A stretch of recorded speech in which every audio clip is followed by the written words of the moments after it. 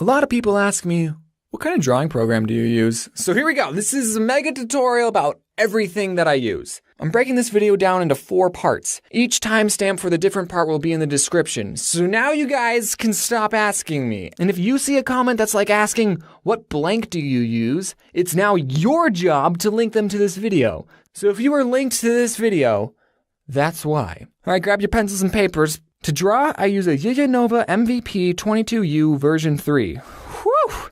And it's a little pricey, but not nearly as pricey as a Cintiq. I would really recommend it if you prefer drawing monitors over tablets and you want to stay in a budget. Some people complain that the pen uses batteries, and I was a little worried about it too, but it only needs 1 AAA, and the pen itself is already light, and I think the battery gives it a good weight to it. I mean, it is kind of annoying. Sometimes you'll go to draw in the morning, and it's just not working, so then you restart the computer, it's still not working, and you're like, oh, it's the battery. And this thing actually broke when I first moved. And I contacted the people who made it, the Panda City, and they repaired it for free, so A+, thanks guys. One thing I will complain about is that the pressure sensitivity is a little bad. It always thinks you're pressing very lightly with the pen, and to get the thick lines you need to press really hard. And I personally don't like pressing that hard. So I just had to change some settings in Psi, and then we were good to go. And also I use a smudge guard glove. I got 2 fingers, left-handed, because I'm actually left-handed. If you're drawing on a screen, then it really helps. I cannot draw without that glove. And I don't have a fancy computer. I don't know what brand it is, so hopefully yours is fine.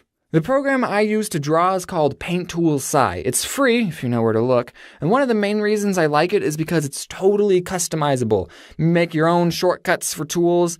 It also has a stabilizer, and that really helps when you're drawing, especially when you're first starting out. The stabilizer makes the line you're drawing fall behind your pen, so it makes your lines smoother. One thing I will say about this program is that it was not made for cartoons, but more artsy, legit style pictures. There's not even a text tool in the program, so I have to print the screen on a Word document and copy and paste it in. So that's a little unprofessional.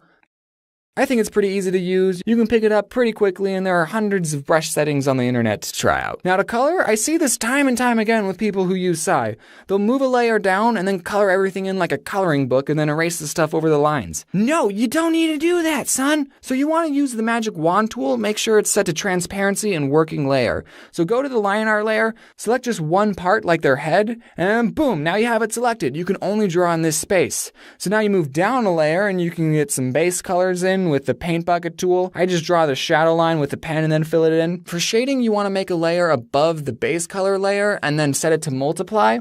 And then I like to use a dark blue or a dark red, depending on what the base color is. And then you just turn the opacity down on the multiply layer, and it looks like a pretty good shadow. Same thing can be done with the screen function, but for highlights. I use Adobe Premiere to edit. It actually costs money and I'm paying for it. But I've used Sony Vegas and Camtasia, and I love this one way more than those. This program has everything I need to make videos like this. I'm not going to go into too much about how to use this program. There's a video made by Barry from the Game Grumps, and he made an Adobe Premiere tutorial. It wasn't really made for beginners. It was more of people who already have a basic understanding of the program, and I learned a lot from that video, so I would recommend watching it if you already have an idea of what Adobe Premiere is. And when I have my character, and let's say he moves from this position to this one, what I do in Paint Tool Psi is I save another picture where I distort the second image slightly in the direction of his travel. I save it, and then I put it in Premiere, and it lasts 1 frame. And that gives it sort of a bouncy look. It's a whole heck of a lot more work, but I don't know why I do it. I just like it. So you probably see a lot of people use this program. It's called Audacity, and I really like it. It's pretty simple and easy to use. There's a lot of tutorials out there. I record in my college's sound booth, so I have to request times like 2 or 3 days in advance. So I have to make sure my lines are perfect, and if I buff a line, then too bad. Dang it. I used to use a Blue Yeti to record, but now I don't. And the microphone that's in the sound booth, I think, is the Audio-Technica AT2020. Hold on, let me look at it. Yeah, it says Audio-Technica on it, and it says AT2020.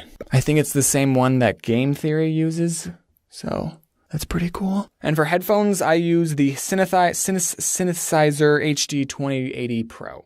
It said 2080, it's not 2080. So I think that should cover everything. I mean, post-production update, I just want to mention another program I use called Levelator. So if we look at the original Audacity audio file and we play a clip of it, for the different part will be in the description. So now you guys can stop asking me.